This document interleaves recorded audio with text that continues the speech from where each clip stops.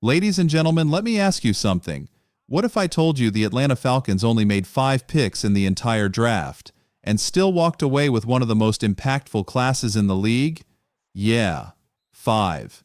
Now, that may not sound like much. Hell, most teams had double that. But sometimes, less is way, way more. I stumbled across this ranking from Pro Football Focus.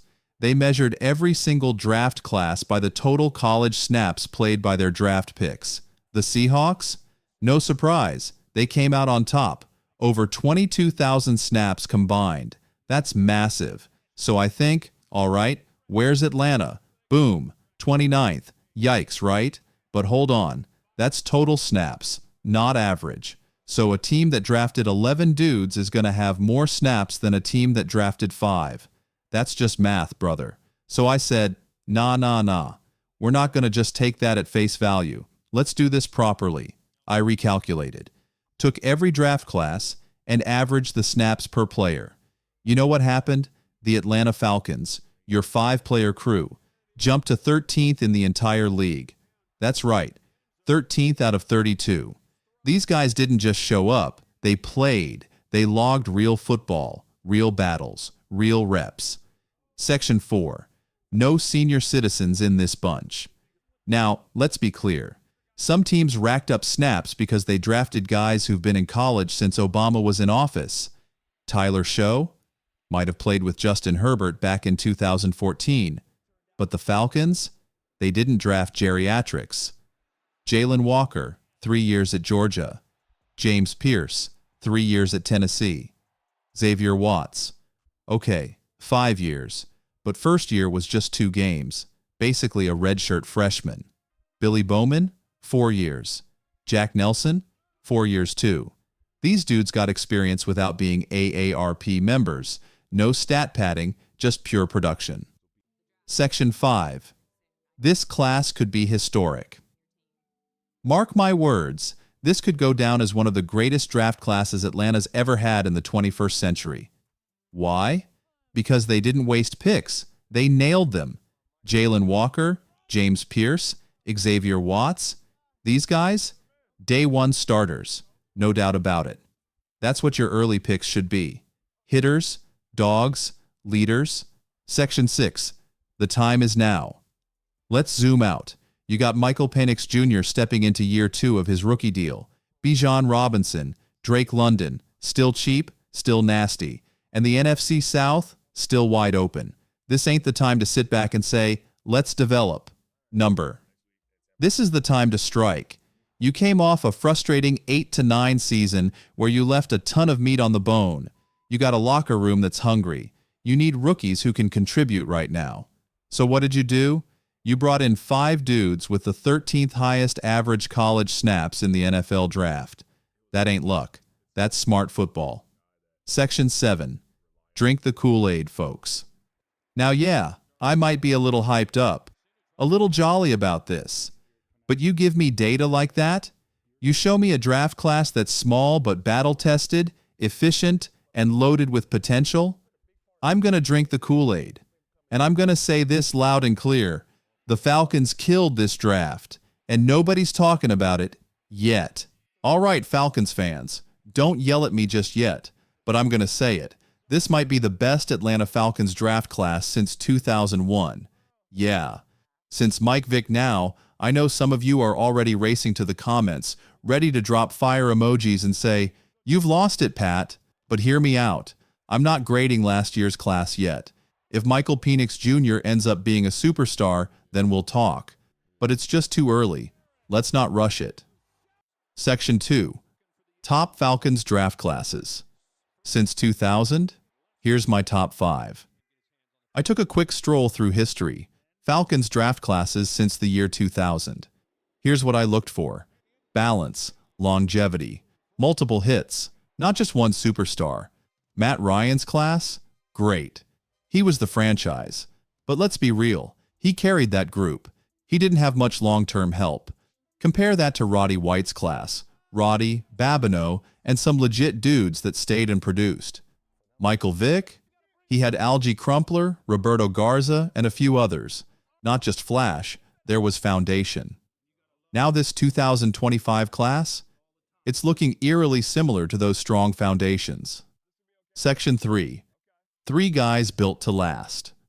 If Jalen Walker, James Pierce, and Xavier Watts do what I think they can do, we're talking 7 to 9 years of consistent impact from each one. That might not sound sexy to the casual fan, but for Falcons fans who've lived through some shaky drafts lately, you'd kill for 3 guys who stick around and contribute for almost a decade. And if that happens, this class isn't just pretty good, it's going to compete for number 1, all time. Section 4. Why 2001 still holds the throne, for now. Now don't get it twisted, the 2001 draft class still holds the top spot for one reason: Michael Vick.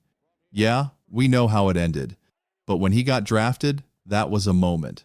A culture shift. And no, I'm not going to hold the off-field stuff against the Falcons front office. That's hindsight. There weren't flashing red warning signs back then. So Vick's class is still number 1, for now. But if this 2025 class develops like I think it will, it's going to push that 2001 group to the edge. Section 5. Time to shine the spotlight on Xavier Watts. Now let's talk about a guy we haven't given enough flowers to, Xavier Watts. The Falcons traded up to get him. That tells you all you need to know about how they feel about him. And let me tell you something. The kid's a baller. Played 4 legit seasons at Notre Dame. 2-time All-American. Won the Bronco Nagurski Award, which goes to the best defensive player in all of college football. Was a team captain for the Fighting Irish. He's not the biggest dude. He's not the fastest. But he's a leader, a tone setter, a sideline-to-sideline enforcer. And the Falcons went and got him early on day 2. They didn't just settle. They hunted. Section 6. Forget the hype. Watch the film. Look, Xavier Watts isn't some combine superhero. He's not that freaky athlete like Nicky Mukuba from South Carolina. That's why Mukuba went earlier.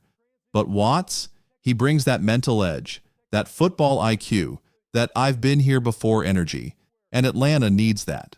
All right, let's get back into it. We're talking Xavier Watts and Jack Nelson, 2 dudes who could quietly shape the Falcons' future. Section 1. Xavier Watts, the next big safety in ATL. Let me tell you something. Watts has it. The instincts, the football smarts, the nose for the ball, you can't teach that, just like you can't coach speed. But let's be real. Track stars flame out all the time in the NFL. Watts, he's not just speed. He's got vision, range, and attitude. Honestly, I wouldn't be surprised if he's starting next to Jesse Bates by week 1. Now, for now, the safe move is to pencil in Jordan Fuller. The vet knows Raheem Morris's defense, played under him in LA. That makes sense. But by week 1, week 2, preseason week 3, I bet we see a flip. And when it flips, it ain't flipping back, because Watts is that dude. Section 2. Why Watts plus Bates could be a nasty safety duo. Bates has 2 years left on his contract, and yeah, I think he'll get extended. But the man's heading toward his 30s. He's in his prime right now, and what better time to pair him with a young, hungry version of himself? That's what Watts feels like. A younger Bates with that Irish toughness and 2 All-American seasons behind him. That's a win-win. That's how you build secondaries that hit and stick. Section 3. Jack Nelson, Atlanta's 318-pound wild card. Now let's talk about a dude who's barely gotten any airtime. Jack Nelson, 7th rounder, Wisconsin, massive, 6'7", 318 pounds. That's first percentile size, my friends. He's not just big, he's freaky big. Came out as a 4-star recruit, stayed in state, played 37 games at left tackle, another 13 at right guard. But here's the kicker.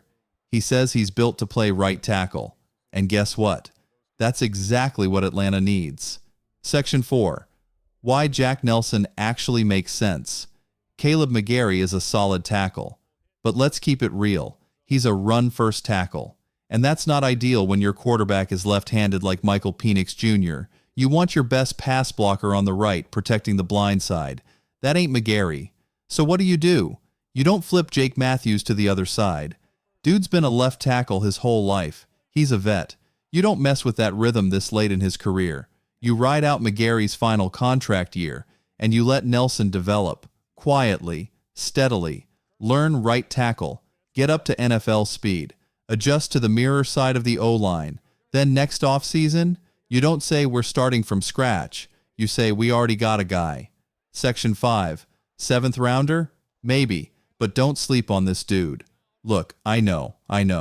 We're in minute 14 of a Falcons YouTube video on May 20th. The casual fans? Gone.